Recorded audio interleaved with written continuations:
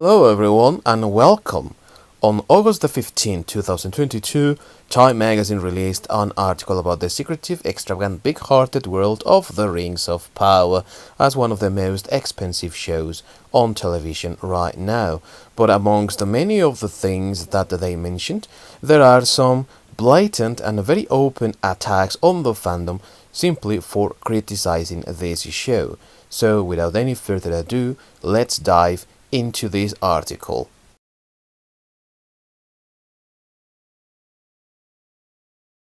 The article, written by Eliana Doctorman, begins with the feelings that Ismael Cruz Cordoba had when seeing the trailer with tears running down his eyes. And this person was at San Diego Comic Con at a private screening for the trailer that was debuted on San Diego Comic Con, and we can know just for that where this is coming from and where it is going. After singing Cruz Cordoba's praises, the article also mentions how expensive this show was at a price tag of $1 billion, and also mentions, of course, the streaming wars that are going in full swing with Disney Plus's Star Wars and Marvel, HBO's Game of Thrones, Paramount Star Trek, and now Prime trying to get into the game with the Rings of Power, and also mentions how important this was for showrunners J.D. Payne and Patrick McKay, and trying to assuage any fan criticism or any fan misgiving by stating how quote-unquote geeky and nerdy both showrunners actually are, and even mentioning there, like in passing, how they were even beaten up. Yeah, sure, that makes you a complete nerd, doesn't it? Because all nerds have been beaten up in their lives, so you can relate to them, you can identify with them, right? Alongside trying to praise Patrick McKay and J.D. Payne for being such great Tolkien fans, the author is also trying to throw in a little bit of quote-unquote knowledge on Tolkien by stating what seems to be obvious, really, about the time of publication for the books, and now the themes are there present in the story. I'm talking about McKay and Payne saying that the landscape, the TV landscape, is just bleak and uninspiring and terrible, and believe me, this is also contributing. Their show is contributing to that. And at the end, just as it is talking about how this is going to have fans happy with the show, they mention something that I want to address as a blatant attack also on the fandom, and begins in this form. The article begins, quote, "But Amazon has run into some trouble convincing die-hard Tolkien fans that the Rings of Power will live up to their lofty expectations. The morning before I was serenaded by Amazon's choir because this person saw the trailer with a 16-piece orchestra, and of course that is to treat them nicely, right? I eavesdropped on anxious Lord of the Rings fans at Comic-Con. Amazon had released a little footage, and these Tolkien podcasters and bloggers worried the company might ruin their favorite story for the sake of a cash grab. A fan-led panel featured a slide depicting greedy villain Gollum sitting atop the Amazon logo counting money. Because this is what it is. It's exactly that. It's a cash grab, and it's open for everyone to see. Anyone who cares to see, and anyone who cares to pay attention to what has transpired knows that the Bezos said, 'Give me Game of Thrones, bring me Game of Thrones,' and that's exactly what they have been trying with The Wheel of Time, which has failed miserably, and now they are trying to do that with Tolkien. The article even makes mention of Bezos' words that he's not only interested in the money, of course, but he's also interested in the work itself, by quoting what he told them via email. Quote, "Middle-earth is such a beloved world, and telling the story of the forging of the Rings of Power is a privilege and a responsibility. I hope we do Tolkien's work justice." Yeah, sure you are. Sure you are. I reckon you have not gone to the studios to see how it all is going on, right? I mean, you don't really see the love in this thing. We have mentioned it before. This looks like a quick cash grab. It looks soulless, and it lacks any intention, any spirit, or any goodwill towards Tolkien's work.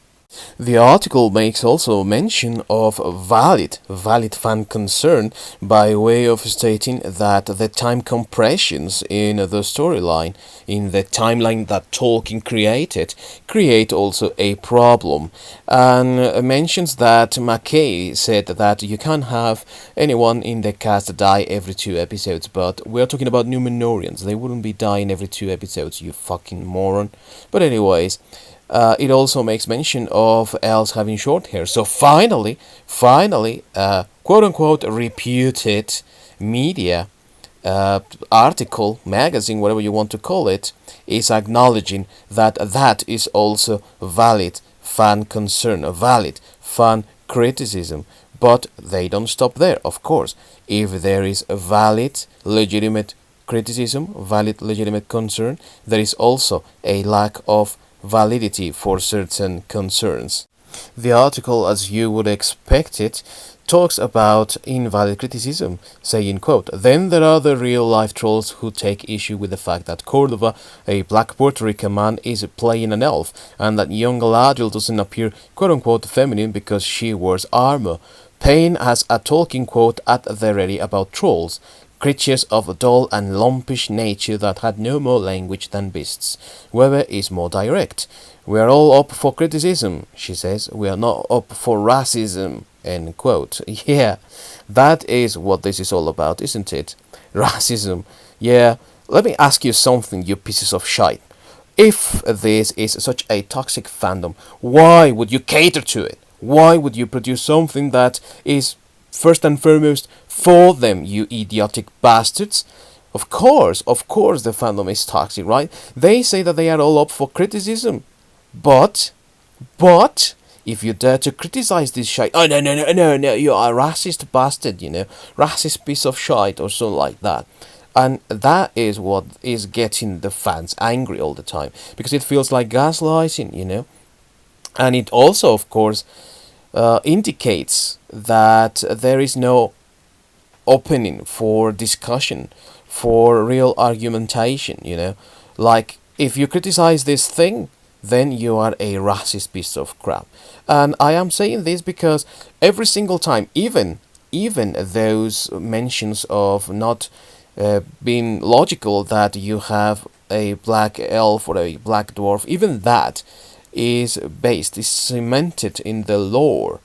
And that is the thing that fans want, that the lore be respected. The article mentioning that fans are unhappy that Galadriel doesn't look feminine enough. Don't be a moron! We are not, and they are not, complaining about Galadriel not looking feminine for wearing an armor, you imbecile. We complain that that does not stick to the lore, that doesn't stick to what Tolkien wrote. Time and time again in this channel, in different videos, I have mentioned how important it is for an adaptation to base itself on what was written, not trying to fill the gaps. And that is exactly what they are trying to do here. They are trying to fill what they think is gaps, instead of trying to focus on what Tolkien wrote. And they go with the tangent, oh no, but you know what, Tolkien wrote very little about the Second Age, The material that we have there in the appendices is not enough for an adaptation. Then why did you adapt that? Why didn't you adapt another thing? Things that you have the rights to. You have the rights to The Hobbit. You have the rights to The Lord of the Rings. And if I am honest with you, I wouldn't like this to be adapted, because I know what sort of terrible product would turn out with this mentality that they have behind this. But the thing here is that we complain that Galadriel was never the commander of any fucking army. That is the complaint. The article mentioning Galadriel, by the way, also states that Cate Blanchett's interpretation is that of a stateswoman that is nearing retirement, an older stateswoman without any knowledge that the elves are immortal, but, well. And also mentions that Clark's version of the character is more youthful and stubborn. Yes, you got that right. This Galadriel is supposed to be a little bit more stubborn because she rejects the pardon of the Valar, of course. But It's not about being an old state woman and in youth being a warrior or some idiotic shit like that. It's not about it. It's about respecting the character as was originally created, which this show is not doing. But we also have Clark's words, as she says, quote, "I didn't read the books and think, oh, I wish there were more female characters because I just took it as given that that was the way things were." You got that right. That's how Tolkien wrote the thing, and that's how it should be. And then she inadvertently admits that they are not respecting Tolkien by saying, quote, "I'm standing on the shoulders of women who spilled metaphorical blood to get to this point." She hopes that young people just think upon watching this is just the way things are. Idiotic. It's completely out of place. And you can see that the marketing department is just completely irrelevant or don't know what to do. They just take whatever talking points they think will help, and they have all these activists behind, or these diversity coordinators and all that, and they don't even know. They don't even know what they are doing anymore, you know? I mean, if this is the way of promoting a show, let me tell you that we mentioned this in a past video.